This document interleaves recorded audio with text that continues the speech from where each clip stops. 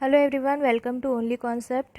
मैं हूँ प्रिया पवार और गाइस हम रेगुलरली करंट अफेयर्स पढ़ते जा रहे हैं। करंट अफेयर्स में मैं क्वेश्चन आपके सामने रखूँगी, साथ ही साथ उससे रिलेटेड जितने भी इम्पॉर्टेंट कॉन्सेप्ट है उसको आपको समझाते जाऊँगी, जितने भी फैक्ट है वो भी कवर करते जाऊँगी। सो आपको कुछ भी स्किप नहीं होगा, आपको बस इन लेक्चर्स को अच्छे से सुनना है और हर एक लेक्चर में जितने भी इम्पॉर्टेंट टॉपिक, जैसे 10 टॉपिक्स मैं लेके चल रही हूँ तो उस टॉपिक को कम्प्लीटली मैं एक्सप्लेन करूँगी। So let's get started.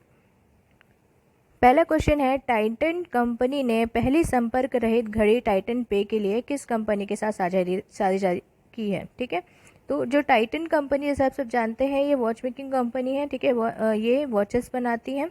ठीक है, तो इन्होंने पार्टनरशिप की है किसके साथ में, टाइटन पे वॉच बनानी, जो कि कंट्री की पहली कॉन्टैक्टलेस वॉच होगी जो कि पेमेंट के लिए काम में आने वाली है।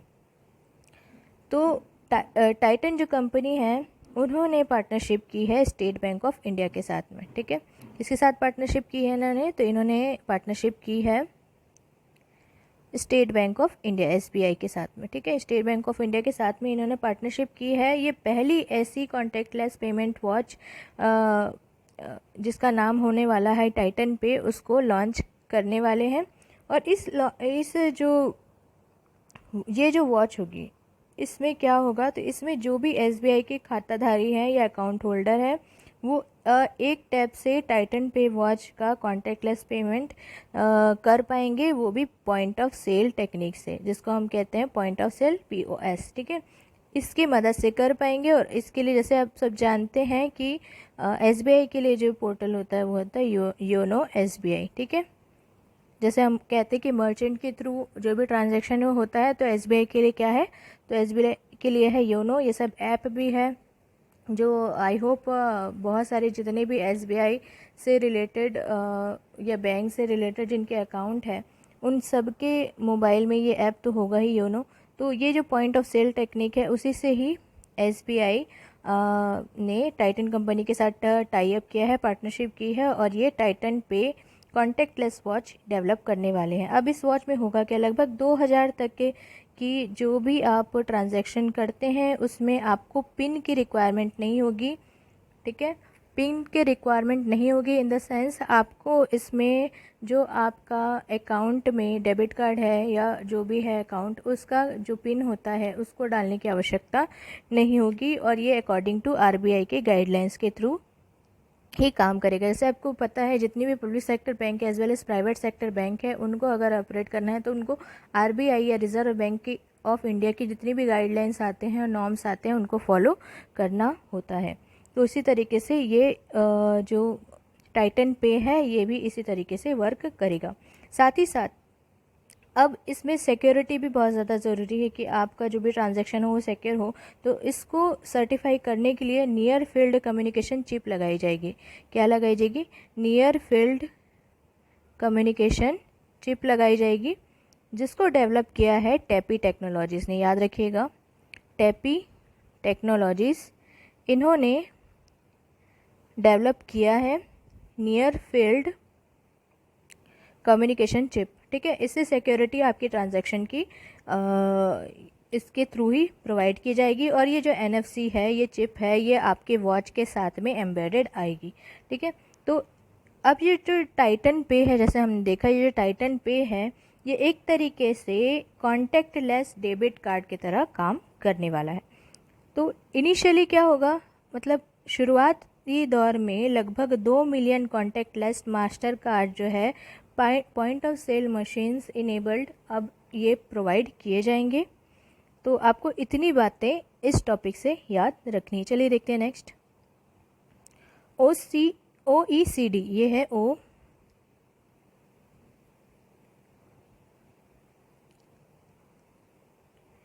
OECD, जिसका फुल फॉर्म होता है organisation for economic cooperation and development. ठीक है, क्या है ये, OECD, organisation for economic cooperation and development. तो ये एक रेटिंग एजेंसी जिन्होंने कहा है कि अब 2020-21 में भारत की जो जीडीपी है, भारत का सकल घरेलू उत्पाद है, उसमें जो वृद्धि दर होगी या ग्रोथ रेट होगी वो कॉन्ट्रैक्ट हो सकती है 10.2%। इससे पहले मैंने आपको दो और रेटिंग्स के बारे में बताया था। एक मैंने मूडीज़ के बारे में बताया था कि मूडीज़ जो रेटिंग एजेंसी है उनका ये कहना है कि भारत की जो जीडीपी है वो 11.5% श्रिंक होने वाली है, या इसकी नेगेटिव ग्रोथ रेट -11.5 होने वाली है। ये मूडीज़ का कहना है, ठीक है। मूडीज़ जो एक रेटिंग एजेंसी है उनका कहना है। दूसरा एक और मैंने बताया था एस एन पी रेटिंग्स ने कहा था कि -9% होने वाला है। तो अब तक आपको तीन रेटिंग एजेंसी के बारे में पता चल गया। एक OECD के बारे में पता चला जिन्होंने कहा -10.2 होने वाला है। मूडीज़ ने कहा -11.5 होने वाला है। साथ ही साथ S&P रेटिंग्स ने कहा है कि -9% होने वाला है। चलिए देखते हैं नेक्स्ट। हाँ, सांसदों के वेतन में कटौती करने के लिए संसद के बिल 2020 के सदस्यों के वेतन भत्ते पेंशन को किस प्रतिशत से पारित किया गया है। मतलब अभी हाल फिलहाल में एक बिल लाया गया था, एक विधेयक लाया गया था लोकसभा में, ठीक। उस लोकसभा में जो विधेयक लाया गया था वो इस कारण से लाया गया था कि अभी कोविड-19 पैंडेमिक या कोविड-19 महामारी के कारण बहुत सारे एक्सपेंडिचर जो है, खर्च जो है बढ़ गया है सरकार का, क्योंकि अलग अलग राज्यों को उनको टेस्ट किट प्रोवाइड करने के लिए, साथ ही साथ पेशेंट्स को हैंडल करने के लिए जितने भी रिक्वायरमेंट है मेडिकल फैसिलिटीज़ के, उसके लिए उनको ग्रांट देने पड़ रहे हैं। और भी ज़्यादा जो महामारी है उसको कंट्रोल करने के लिए बहुत सारे एक्सपेंडिचर बढ़ गए। तो अब सरकार के पास पैसा की कमी है, तो इसीलिए अब ये जो सरकार है ये चाह रहे हैं कि अभी जितने भी एमपीज़ हैं जिनको अभी सैलरीज पेंशन अलायंस है उसमें कटौती की जाए। तो इसमें लगभग कितने % कटौती की जो विधेयक लाया गया था, जो कि लोकसभा में अब पारित हो चुका है, याद रखिएगा लोकसभा में पारित हो चुका है ये विधेयक। तो इसमें लगभग जितने भी मेंबर ऑफ पार्लियामेंट्स हैं उनके जो सैलरीज होगी उसमें 30% की कटौती की बात कही गई है। तो याद रखिएगा 30% कटौती की बात कही गई है। चलिए मैं आपको बता देती हूँ और क्या क्या इम्पोर्टेंट जो भी इसमें पॉइंट्स है कि ये जो बिल लाया गया है, ठीक है। तो ये जो बिल लाया गया इसका नाम है salaries allowances and pension of member of parliament bill 2020। लाया कब गया? तो ये लाया गया 15 सितंबर को, ठीक है, 15 सितंबर को लाया गया। अब ये जो कटौती की जाने वाली, जो मैंने आपको बताया कि 30% की होने वाली है, ये 1 साल के लिए है, जो कि 1 अप्रैल 2020 से इसको गणना की जाएगी इसकी, ठीक है। और ये हुआ है इसलिए क्योंकि कोविड-19 पैंडेमिक चल रहा है। साथ ही साथ इसको किसके स्थान पे लाया गया, ये बहुत मोस्ट इम्पॉर्टेंट है। तो इससे पहले कि अध्यादेश आया था 2020 के लिए ही, ठीक है। और ये जो अध्यादेश था ये भी अमेंडेड था, मतलब ये भी संशोधित अध्यादेश था, 2020 का ही था ये। मेंबर ऑफ पार्लियामेंट की जो सैलरीज थे उससे रिलेटेड अध्यादेश का आपको पता है कि इसकी मैक्सिमम लाइफ टाइम, आप मतलब मैक्सिमम तो कह सकते हैं कि 6 महीने का होगा, लेकिन फिर भी इसको अलग अलग टाइम में अपडेट किया जा सकता है, ठीक है। तो प्रेसिडेंट जो है वो ऑर्डिनेंसेस को जो है वो लेकर के आ सकते हैं, साथ ही साथ गवर्नर भी लेकर आ सकते हैं ऑर्डिनेंसेस। तो ये ऑर्डिनेंस था या अध्यादेश था, अध्यादेश को हटा करके अब ये जो नया बिल है, विधेयक है, लोकसभा में पारित हो चुका है। तो इतनी बातें आपको याद रखनी है। हाँ, ये है वर्ल्ड पेशेंट सेफ्टी डे। कब मनाया जाता है? तो ये कल ही डेट था 17 सितंबर, ठीक है। तो आपको याद रखना है 17 सितंबर को मनाया जाता है वर्ल्ड पेशेंट सेफ्टी डे या विश्व रोगी सुरक्षा दिवस। ये मनाया जाता है 17 सितंबर को। साथ ही 16 सितंबर मैंने बताया था क्या था, तो वो था ओजोन डे। क्या था? ओजोन डे, ओजोन परत दिवस। हर साल 16 सितंबर को मनाया जाता है। 16 सितंबर की या ओजोन के बारे में एक और चीज़ याद रखिए। ओजोन कहाँ पाई जाती है? 2 जगहों पे। एक होता है ट्रोपोस्फियर के ऊपर स्ट्रेटोस्फियर। ये दोनों लेयर में पाई जाती है। 10% यहाँ, 90% स्ट्रेटो में पाई जाती है। साथ ही साथ ओजोन के बारे में ये याद रखिए कि इससे रिलेटेड एक प्रोटोकॉल है जिसको हम कहते हैं मॉन्ट्रियल प्रोटोकॉल, ठीक है। क्या कहते हैं? Montreal protocol. इतनी बातें आपको ओजोन के बारे में याद रखनी। साथ ही साथ जो मैंने अभी बताया विश्व रोगी सुरक्षा दिवस 17 सितंबर और ओजोन दिवस 16 सितंबर। मैं इसलिए इसको बता रही हूँ ताकि दोनों डेट आपको अच्छे से याद हो जाए। चलिए देखते हैं नेक्स्ट। हाँ, फ्यूमिनिमिसिनो अंतर्राष्ट्रीय हवाई अड्डा, ये थोड़ा टिपिकल नेम है, ये इसलिए है क्योंकि ये इटली का नेम है, याद रखिएगा ना।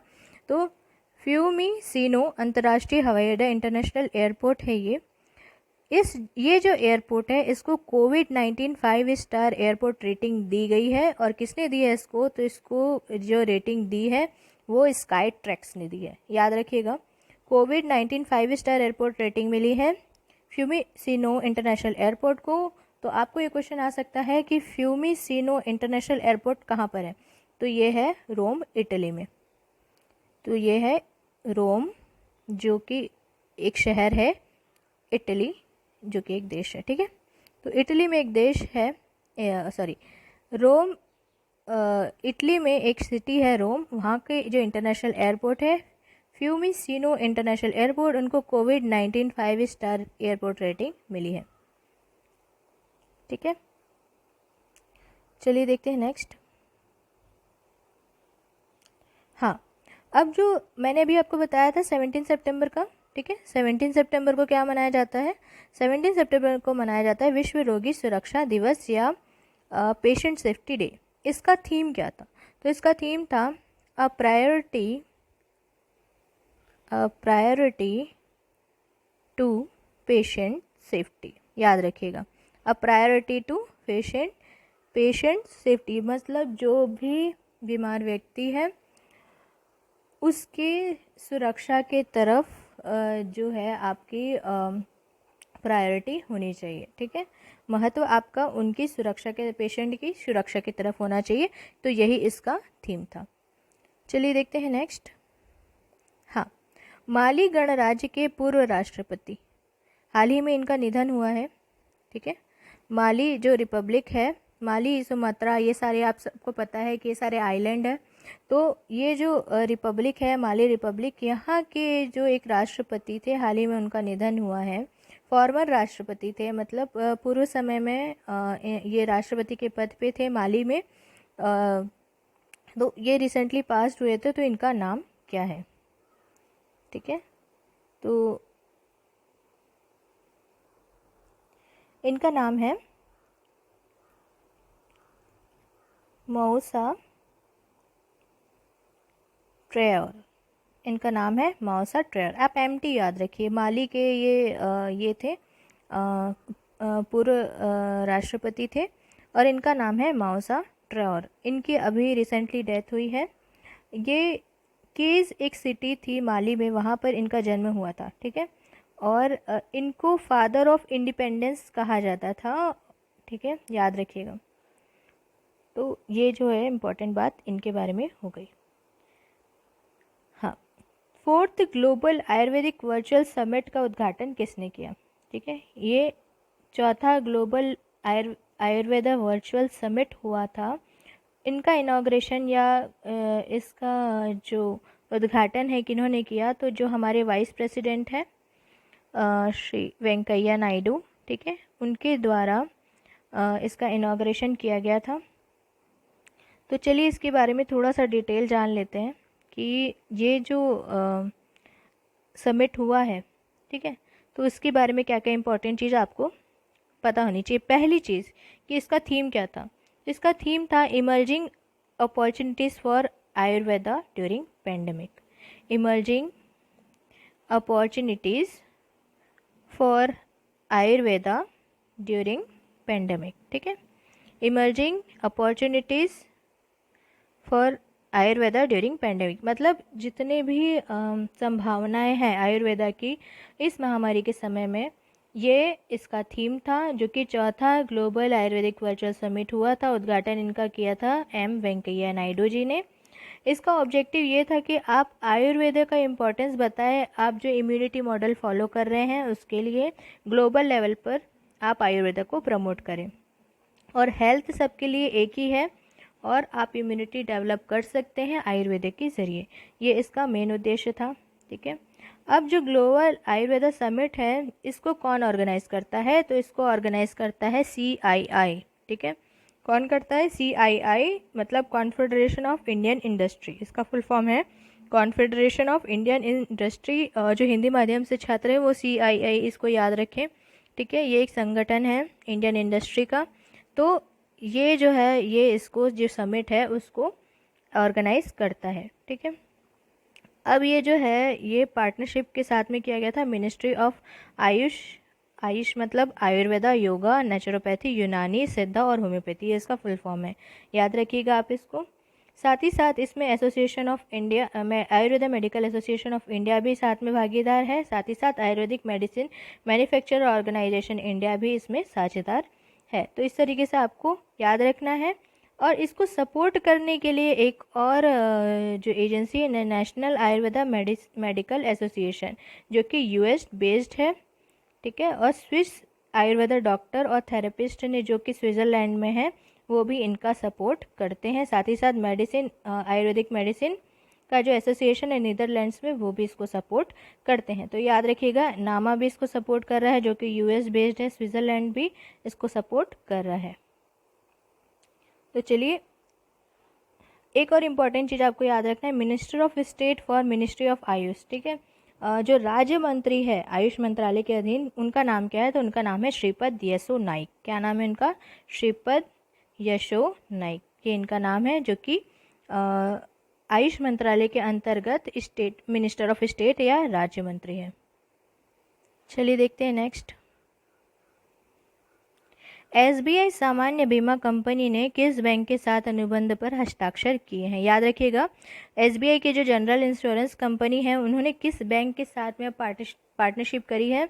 तो इन्होंने पार्टनरशिप करी है येस बैंक के साथ में, ठीक है, याद रखिएगा इन्होंने पार्टनरशिप करी है येस बैंक के साथ में। अब ये पार्टनरशिप क्यों है? तो इसमें जो भी रिटेल प्रोडक्ट्स है ना, रिटेल प्रोडक्ट्स जितने भी होंगे SBI company insurance general insurance company के, वो जो है उनका सब जो काम है वो येस बैंक देखेगी, इसलिए इनका ये टाई अप हुआ है। चलिए देखते हैं नेक्स्ट। हाँ, तो आज का करंट अफेयर्स यही ख़त्म होता है गाइज। आई होप आपको लेक्चर पसंद आया होगा। अगर आपको लेक्चर पसंद आते हैं तो चैनल को सब्सक्राइब करिए और keep studying. Best of luck.